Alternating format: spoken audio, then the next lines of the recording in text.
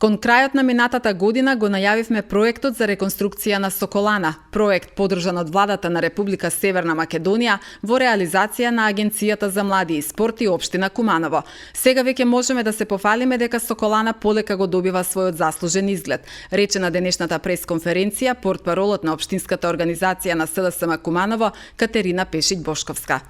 Владата, предводена од СДСМ, го врати овој објект во владение на општина Куманово и преку јавен повик на Агенцијата за млади и спорт обезбеди 7 милиони денари средства од буџетот на Република Северна Македонија за реконструкција на партерно уредување на игралиштето, целосна реконструкција на постоечкото игралиште, теренот за мал фудбал со комплетна реконструкција на трибините, како и уредувањето на паркинг просторот.